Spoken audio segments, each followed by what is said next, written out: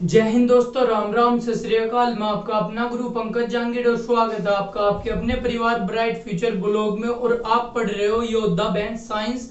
और इसमें हम आपके 2 चैप्टर कंप्लीट कर चुके हैं। इसके साथ ही हमने दूरी और विस्थापन का भी कॉन्सेप्ट बड़ी अच्छी तरीके से सीख लिया था कि दूरी क्या हो और विस्थापन क्या हो। अब हम नेक्स्ट पढ़ेंगे कि गति क्या हो, गति वास्तव में होती क्या और गति और चाल में क्या फर्क होता है। आपने देखा हो बहुत सारी बुक्स में गति की परिभाषा अलग दे रखा हो, चाल की परिभाषा अलग दे रखा है। क्या डिफरेंस हो गति और चाल में, आई बात समझ में। वास्तव में डिफरेंस तो क्या हो आज मैं बताने वाला हूँ। इसके साथ ही हम पढ़ेंगे चाल और विस्तार, चाल के साथ चाल किस क्या होती है और वेग क्या होता है। चाल और वेग के बारे में, चाल अदिश राशि है या सदिश राशि है, चाल वेग विस्थापन सब बात करेंगे। इसका मतलब हम पूरी तरीके से मैं कह सकूं मैकेनिक्स में उतर आए, मैकेनिक्स को पढ़ने जा रहे हैं। मैकेनिक्स में बल आवेगा, आपका त्वरण आवेगा, संवेग आवेगा, आवेग आवेगा, तो सारी चीज पढ़ेंगे। फिलहाल आज देखते हैं सबसे पहले गति क्या होती है। सबसे पहले बात करते हैं आज गति की। गति क्या होती है।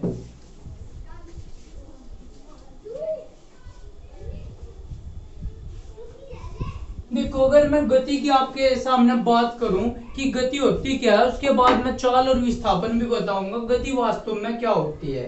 अगर कोई वस्तु गतिमान है, अगर कोई वस्तु किसी समय के साथ स्थान परिवर्तित कर रही तो वो वस्तु गति में है।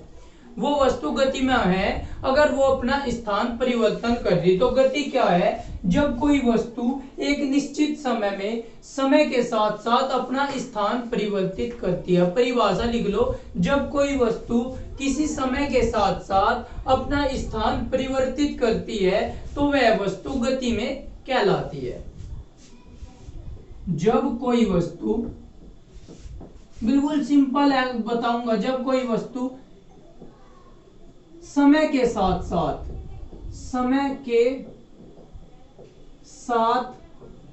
जैसे जैसे समय चलेगा वस्तु स्थान परिवर्तित करती है अपनी। जब कोई वस्तु समय के साथ साथ अपना स्थान परिवर्तित करती है तो वस्तु गति की स्थिति में होती है।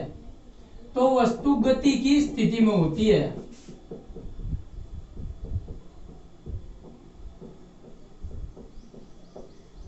आगे होगा समझ में। जब कोई वस्तु समय के साथ साथ स्थान परिवर्तित करती है तो वस्तु गति की स्थिति में होती है। अब आप कहोगे इसका मतलब समय के साथ साथ वस्तु चलेगी। वास्तव में वस्तु जब समय के साथ साथ अपना स्थान परिवर्तित करती रहे तो वो स्थिति क्या कहलाई जाती है, गति की स्थिति में कहलाई जाती है। लेकिन एक और बात, गति किस चीज की, गति हम सब सदैव सापेक्ष ले जा, सापेक्ष यानी कि किसी के साथ, किसी वस्तु के साथ तुलना करेंगे। तो गति क्या होती है, गति की परिभाषा पढ़ ली हमने, गति की परिभाषा, इसी के साथ इसके कॉन्सेप्ट पढ़ेंगे और फिर इसके बाद मैं बताऊंगा गति और चाल में क्या अंतर होता है। आपका कॉन्सेप्ट आज तक इस तरह आपने फिजिक्स नहीं पढ़ा होगा, आपके कॉन्सेप्ट क्लियर नहीं हो पाते, इसलिए आप हिस्ट्री की तरह उसे रट लो। लेकिन ये हिस्ट्री नहीं है, ये आपका साइंस है, इसे समझना पड़ेगा। फिर आपको कभी याद करने की जरूरत नहीं, आप डेली लाइफ में सुबह उठोगे पूरा रात तक पूरा फिजिक्स कवर कर लोगे। लेकिन एक बार समझो, तो जब कोई वस्तु समय के साथ साथ स्थान को परिवर्तित करेगी, यानी कि अब मैं यहाँ हूं, 1 सेकंड बाद मैं यहाँ आ गया, तो क्या हुआ, मेरे में गति आई, तो मैं गति की स्थिति में था। अब मैं यहाँ खड़ा और 5 मिनट तक मैं ऐसे ही खड़ा रहा, तो समय के साथ मैंने स्थान परिवर्तित करा। आप कहोगे बिल्कुल नहीं करा, वहीं के वहीं खड़े। इसका मतलब क्या हुआ, इसका मतलब मैं गति की स्थिति में नहीं हूं, मैं विराम अवस्था में हूं, मैं निर्विराम अवस्था में हूं। अब देखो मैं ऐसे जाऊं लग रहा, इसका मतलब समय के साथ साथ मेरा स्थान परिवर्तित हो रहा, मैं उधर से यहाँ आ गया। इसका मतलब क्या है, मैं गति की अवस्था में हूं, मैं गति की अवस्था में हूं। फिलहाल अब मैं खड़ा हो गया, अब समय के साथ साथ मेरा स्थान परिवर्तित नहीं हो रहा, अब मैं विराम अवस्था में हूं। आई बात समझ में। अब आगे देखो गति की अवस्था होती क्या है आपने पढ़ ली, लेकिन गति वास्तव में क्या हो। वास्तव में आप देखो, मैं ऐसे चल रहा, आप भी मेरे साथ चल रहे हैं ऐसे ही, तो मैं आपको चलता हुआ दिखाई दूंगा, मेरे बगल में आप ऐसे चलो लग रहे। इसका मतलब क्या हुआ? इसका मतलब जो मेरे साथ बगल में चल रहा उसे मैं विराम अवस्था में दिखाई दे रहा। आप टहल रहे हो, आपके साथ साथ दूसरा आदमी भी टहल रहा है आपके कदमों के साथ साथ, इसका मतलब आप एक दूसरे को विराम अवस्था में दिखाई दे रहे। वास्तव में गति की अवस्था में हो लेकिन विराम अवस्था में दिखाई दे रहे एक दूसरे को। दूसरा एग्जांपल देखो, आप देखो ध्यान से सुनियो। आप ट्रेन में बैठे हो और एक आदमी स्टेशन पर खड़ा है, तो जो स्टेशन पर खड़ा है आदमी, उसे आप ट्रेन के साथ साथ आगे बढ़ते हुए दिखाई दोगे।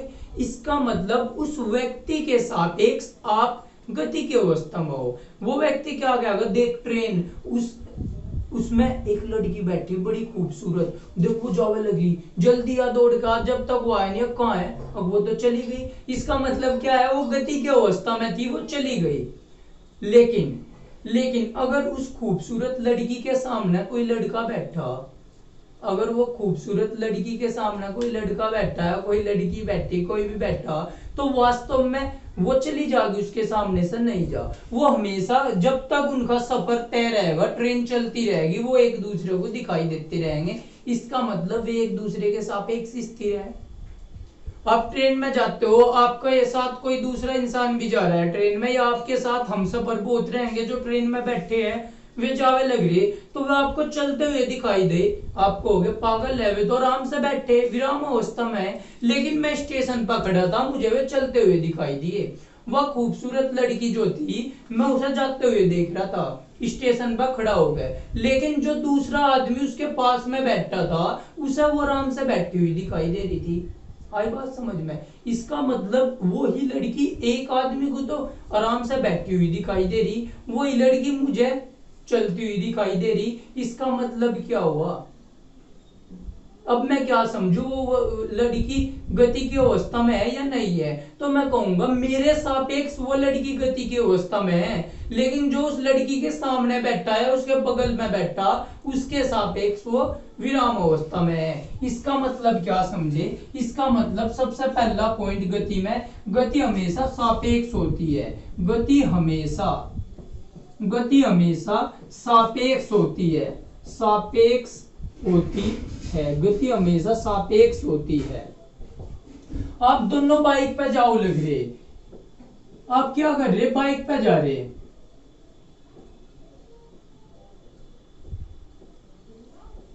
ये साइकिल पे जा रहे, आप एक और फ्रेंड आपके साथ साइकिल पे ही जावे लग रहा है इधर को, और दोनों की स्पीड बराबर है। इसका मतलब क्या, वे एक दूसरे से बात करते हुए चल रहे, इसका मतलब वे एक दूसरे के सापेक्ष विराम अवस्था में है। जबकि जो आदमी सड़क पे यहाँ खड़ा, जो आदमी सड़क पे यहाँ खड़ा, उसे ये जाते हुए दिखाई दे रहे, उसके सापेक्ष ये गति की अवस्था में है। तो हमेशा ध्यान रखो, गति हमेशा सापेक्ष ली जाती है, गति हमेशा सापेक्ष ली जाती है।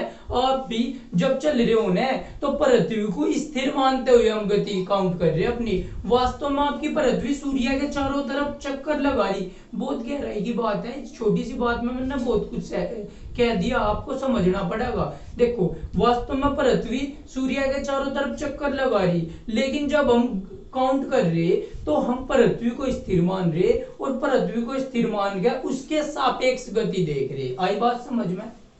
या फिर ट्रेन से कोई व्यक्ति जा रहा, तो मैं स्वयं को स्थिर मान रहा और उसे गति की अवस्था में समझ रहा। अब आपने देखा होगा एक कॉन्सेप्ट, क्यों आपको बस में या रेल में बैठे हुए, क्यों आपको व्यक्ति चलते हुए या पेड़ पौधे पीछे की तरफ चलते हुए दिखाई देते हैं?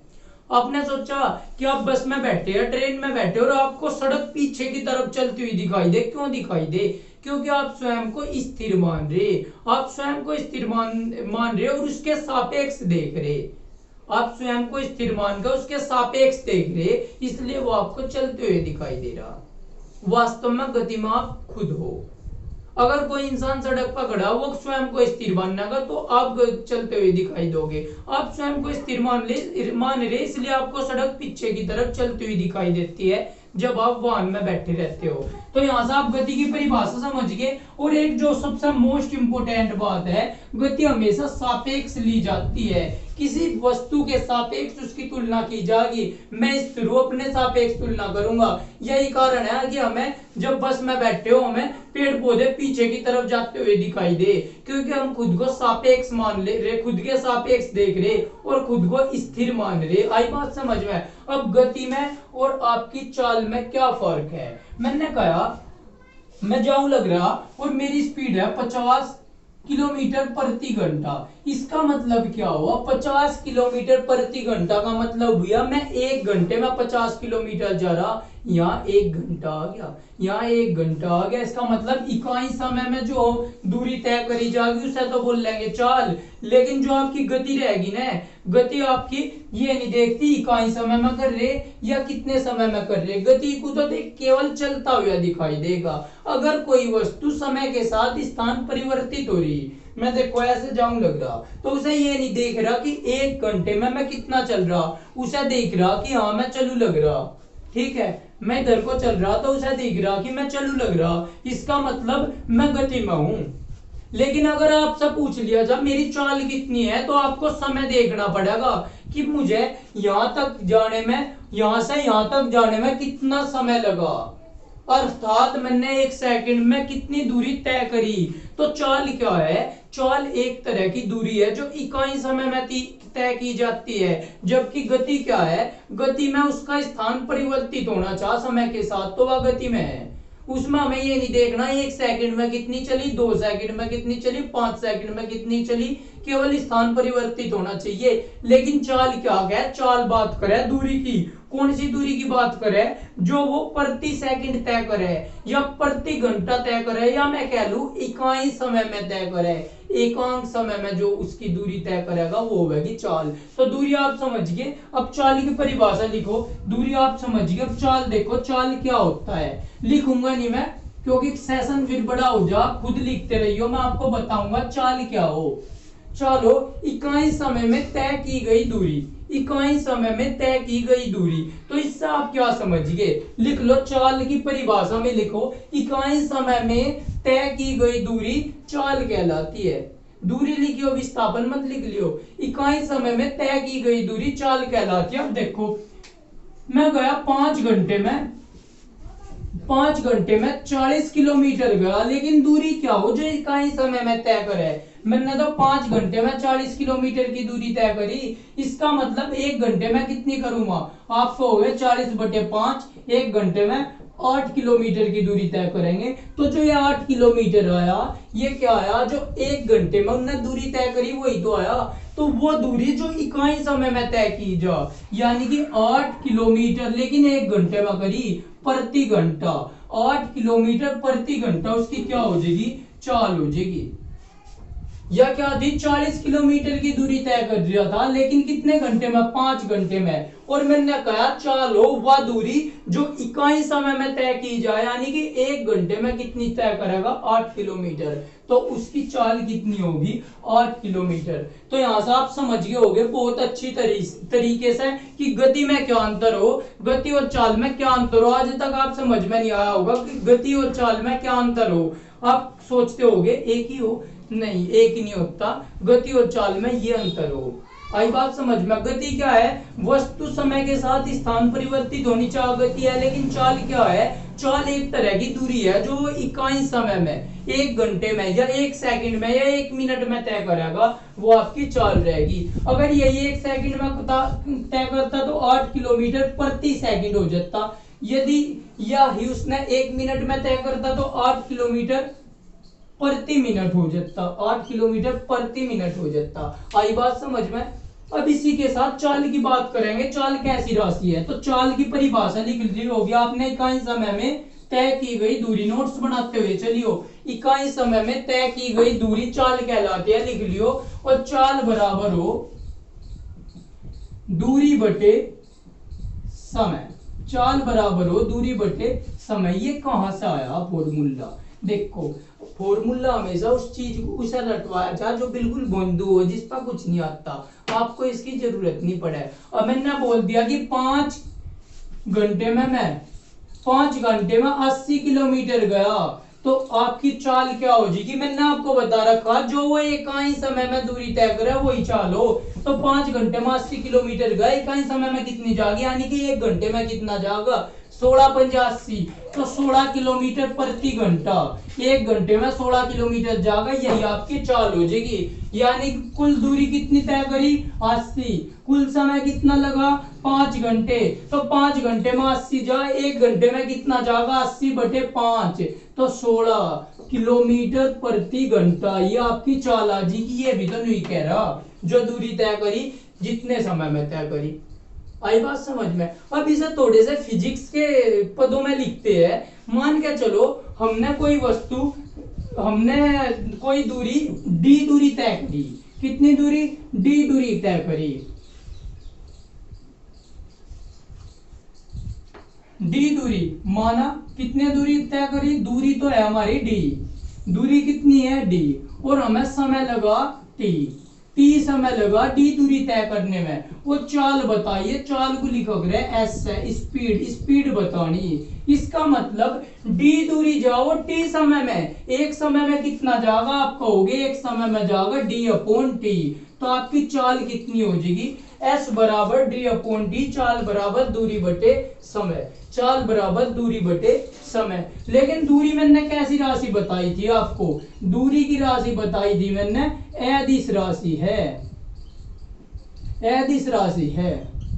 इसका मतलब चाल भी तो एक दूरी हो जो इकाई घंटे में तय करे, चाल भी तो एक दूरी हो जो इकाई समय में तय करे, और दूरी अदिश है। तो जब चाल भी दूरी हो, दूरी क्यों हो? अगर t बराबर 1 हो जा तो s बराबर क्या हो जाएगा? s बराबर d हो जाएगा। इसका मतलब t बराबर 1, यानी कि एकांक समय के लिए चाल क्या हो? दूरी के बराबर हो। और जब चाल दूरी के बराबर हो, दूरी है हमारी अदिश, तो चाल भी आपकी क्या हो जाएगी? आप कहोगे अदिश राशि हो जाएगी। तो यहाँ लिख लो। आई बात समझ में? ये सब उतारियो, इस तरीके से देखोगे हम, तो दूरी क्या हो जाएगी आपकी? दूरी आपकी हो जाएगी अदिश राशि, दूरी आपकी हो जाएगी अदिश राशि। अब दूरी के मात्रक देखो कितना हो जाएगा? मात्रक देखो भाई, मात्रक देखो, दूरी बटे समय। दूरी का कितना मात्रक हो? दूरी का ही माप है। दूरी एक तरह की लंबाई है, लंबाई को कहीं माप है, आप कहोगे जी मीटर में माप है, तो मीटर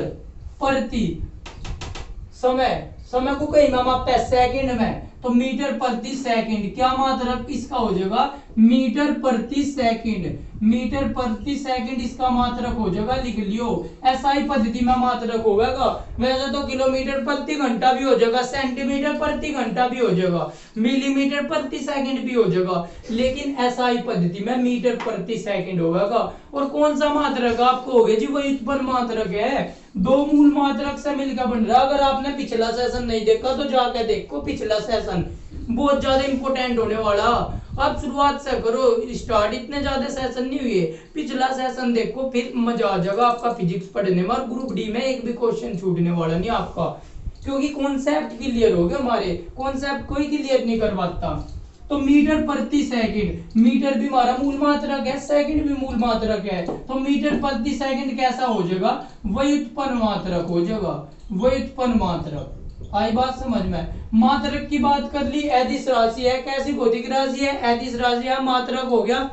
अब बात करेंगे विमा की। विमा कितनी हो? देखो यहां लिख लू विमा। अब विमा की बात करते हैं। विमा देखो, दूरी बटे समय, दूरी क्या हो? लंबाई, और लंबाई को एल से करे डिनोट, एल अपॉन समय टी, एल अपॉन टी, और एल अपॉन टी को क्या लिख लेंगे? एल टी की घात माइनस के 1। तो विमा हो जाएगी इसकी एल टी की घात माइनस के 1, या मैं लिख लो m की पावर 0, एल की 1, टी की -1, क्योंकि जिसकी पावर 0 हो वो तो कुछ होता ही नहीं, या कह रहे हो। तो ये इसकी विमा हो जाएगी m की घात 0, l की पावर 1, t की पावर -1, तो m0 l1 t -1, ये इसकी विमा हो जाएगी। या आप कह दो l t की पावर -1 इसकी विमा हो जाएगी। तो आपको चाल समझ में आ गई, आपको चाल समझ में होगी। आगे चाल और गति में क्या अंतर हो ये भी समझ में आ गया। अब हम पढ़ेंगे आपका वेग, वेग की बात करेंगे, वेलोसिटी की बात करेंगे, स्पीड की बात होगी, वेलोसिटी की बात करेंगे।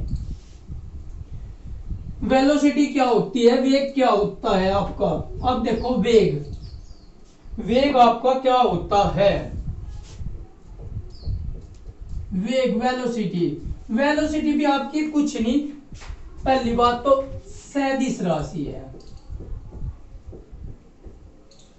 ये भी चाल का ही भाई है, चाल इसकी बहन होगी, ये चाल का भाई हो गया, चाल का भाई हो गया तो गुण तो वही चाल वाले ही पावेंगे, गुण तो स्पीड वाले ही पावेंगे, बिल्कुल सही, गुण स्पीड वाली है। लेकिन जब सदिश राशि है तो इकाई समय में तय किया गया पथ, इकाई समय में तय किया गया न्यूनतम पद, और न्यूनतम पद क्या हो? विस्थापन। तो इसकी परिभाषा क्या हो जाएगी? इकाई समय, इकाई समय का मतलब हो समय एक होना चाहिए, इकाई समय में तय किया गया न्यूनतम पथ वेग कहलाता है, वेग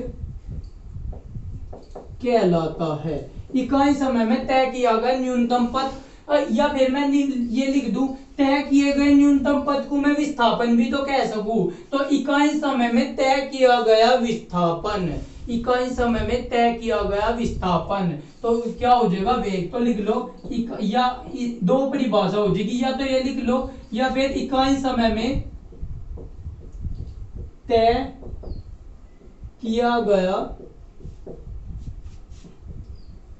विस्थापन, इकाई समय में तय किया गया विस्थापन वेग कहलाता है, वेग कहलाता है। तो वेग का मात्रक क्या हो जाएगा?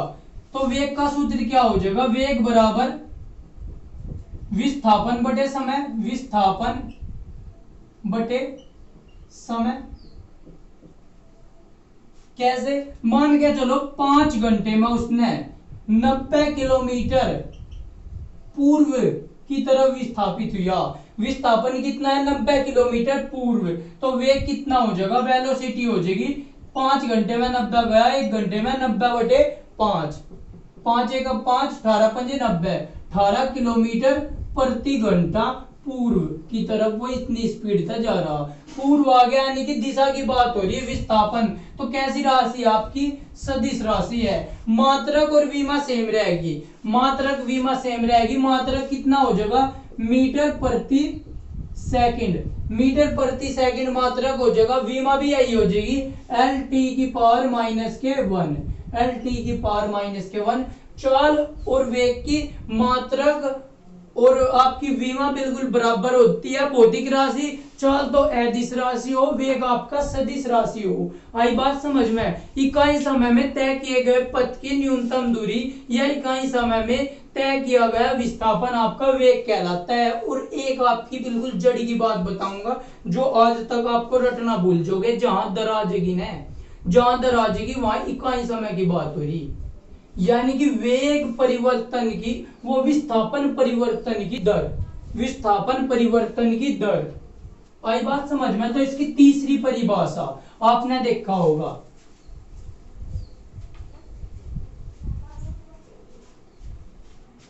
कई परिभाषा ऐसा भी लिखा जाएगा, विस्थापन की दर को, विस्थापन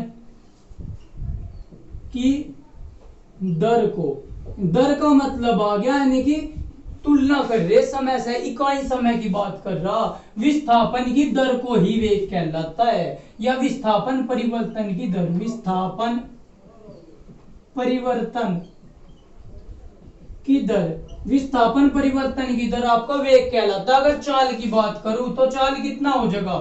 चाल हो जाएगी आपकी दूरी परिवर्तन, दूरी परिवर्तन की दर, या दूरी की दर को, दूरी की दर को क्या कहते हैं? चाल कहते हैं। अब आप समझिए चाल और वेग क्या होता है, इसके साथ ही सबसे इंपॉर्टेंट बात, चाल और आपकी गति में क्या अंतर होता है। गति क्यों हम सापेक्ष लेते हैं? क्यों हमें सड़क के बाहर, क्यों हमें बस के अंदर बैठ कर सड़क चलती हुई प्रतीत होती है, क्यों पेड़ पौधे चलते हुए प्रतीत होते हैं, आज आपको पता चल गया। तो आपको ये सेशन कैसा लगा जरूर बताइए, और जुड़े रहिए अपने परिवार ब्राइट फ्यूचर ब्लॉग के साथ, जितना हो सके शेयर कीजिए। और ये मेरा वायदा है, रेलवे में आपका फिजिक्स नहीं छूटने दूंगा, सब क्लास के लिए मास्टर क्लास पढ़ाऊंगा, और इतना डीप आपको पढ़ना पड़ेगा किसी भी एग्जाम के लिए। आई बात समझ में? तो रेलवे के लिए इम्पोर्टेंट इम्पोर्टेंट सबके लिए है, लेकिन मैं थोड़ा सा इसमें मिर्च मसाला और ऐड कर दूंगा रेलवे के लिए, जैसे उसमें न्यूमेरिकल ज्यादा है, न्यूमेरिकल सारे करवाने वाला। तो जितना हो सके सेशन को शेयर कीजिए और रेगुलर डेली क्लासेज लीजिए। जय हिंद, जय भारत।